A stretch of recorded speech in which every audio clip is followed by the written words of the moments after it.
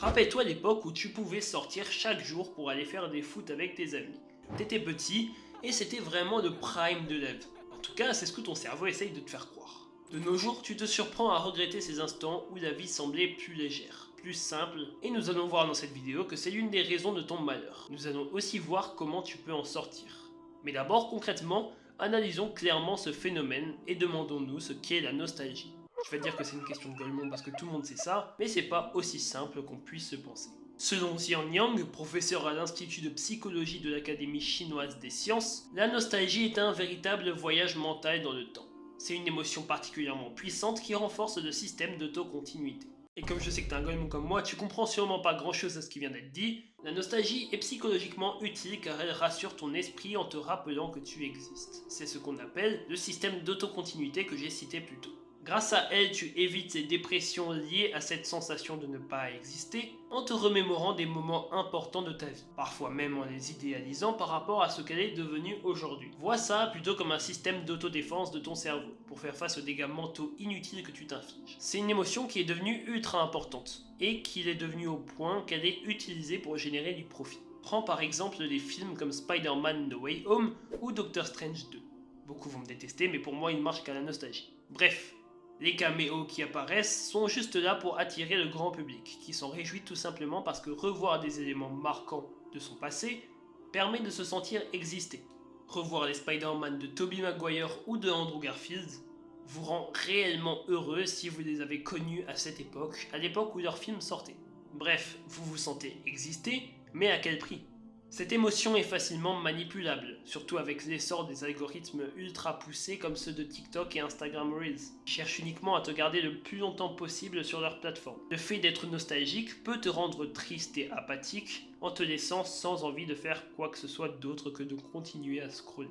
Du coup, plus tu vois de vidéos qui te poussent à être nostalgique, plus tu vas scroller, et c'est une boucle infernale qui accentue tes addictions. Et ce n'est même pas le pire. La nostalgie, même sans tout ça, peut t'empêcher d'avancer dans la vie si tu lui accordes trop d'importance. Tu as tendance à ne pas apprendre des erreurs du passé, tant tu l'idéalises, que ce soit au niveau des relations sociales, comme quand tu retournes vers des fréquentations toxiques, simplement parce que, dans tes souvenirs, la personne n'était pas si horrible que ça. Et ça d'ailleurs c'est un truc qui m'est déjà arrivé. Une personne toxique pour moi que je devais logiquement oublier commençait à me manquer et j'ai alors essayé de la recontacter. En vain, je précise. La nostalgie peut aussi te rappeler une époque instable comme étant cool. Une période où tu étais un œil littéralement et où tu faisais des trucs que tu ne dois plus faire désormais. Je sais pas, tu buvais, t'allais en soirée, etc. Franchement, si vous êtes dans le dev perso, je pense que c'est quelque chose que vous n'avez plus envie de faire. Et la nostalgie, c'est tellement puissant que vous allez vous rappeler de cette époque comme étant incroyable, ce qui fait que vous allez être un peu freiné dans la réalisation de vos objectifs. Après, ce que j'en conclus, c'est que le problème n'est pas vraiment la nostalgie en elle-même, mais l'utilisation que tu en fais. Alors comment faire pour ne plus être prisonnier de cette nostalgie qui te tire constamment vers le passé ? Honnêtement, la première étape, c'est d'en prendre conscience. Une fois que tu sais que ton cerveau idéalise le passé, tu peux commencer à la remettre en question. Et c'est là que cette vidéo va être utile. Quand une vague de nostalgie te frappe, demande-toi d'abord si cette période que tu idéalises tant était vraiment aussi parfaite que tu ne te le rappelles. Essaie de te souvenir des difficultés que tu traversais à ce moment-là, parce qu'il y en a forcément, je sais. Ce simple exercice peut déjà te permettre de voir les choses avec plus de réalisme et de recul. Ensuite, c'est crucial de te concentrer sur le présent. Après, c'est plus facile à dire qu'à faire, je l'admets, mais en te focalisant sur ce que tu as ici et maintenant, sur les opportunités qui s'offrent à toi, tu peux créer de nouvelles expériences qui seront un jour, elles aussi, de bons souvenirs. Ça peut être aussi simple que de te fixer des objectifs à court terme que tu vas ressentir vite, de te lancer dans un nouveau projet ou de découvrir une nouvelle passion. Le fait de te projeter dans l'avenir te permettra de moins te reposer sur des souvenirs idéalisés pour te sentir bien. Un autre point essentiel, c'est de te déconnecter. Comme je l'ai mentionné plus tôt, les réseaux sociaux et leurs algorithmes savent parfaitement comment exploiter ta nostalgie pour te garder accroché. Donc prends l'habitude de te déconnecter de temps en temps. Si tu arrives, arrête complètement même de traîner sur les réseaux sociaux. Limite ton temps d'écran en tout cas et reconnecte-toi au monde réel.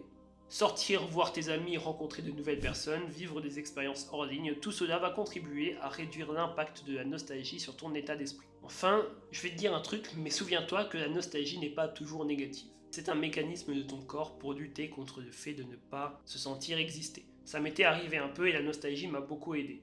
Elle peut être une source d'inspiration. Imaginez que vous ayez fait un truc bien dans votre passé, vous avez aidé quelqu'un ou quoi que ce soit, La nostalgie va alors vous inciter à le refaire, et ça c'est bien. Dans ces conditions, c'est une bonne chose. Elle peut aussi vous rappeler ce qui est vraiment important pour vous. Mais comme j'ai dit, elle ne doit pas devenir un frein.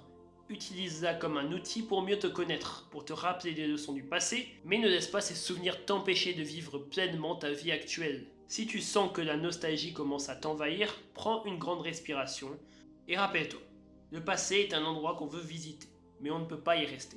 Ton avenir est devant toi et c'est à toi de le construire. Alors arrête de vivre dans le passé. Ton présent est important et ton futur l'est encore plus. Concentre-toi juste sur ce que tu peux contrôler maintenant et laisse le reste derrière toi. Voilà ce que je voulais partager avec vous aujourd'hui. J'espère que la vidéo vous a plu. Si c'est le cas, n'hésitez pas à liker, à commenter, ça m'aide énormément et ça me booste pour faire de nouvelles vidéos comme celle-ci. Bref, d'ici là, prenez soin de vous et je vous dis à la prochaine. Salut à tous, c'était Zulu.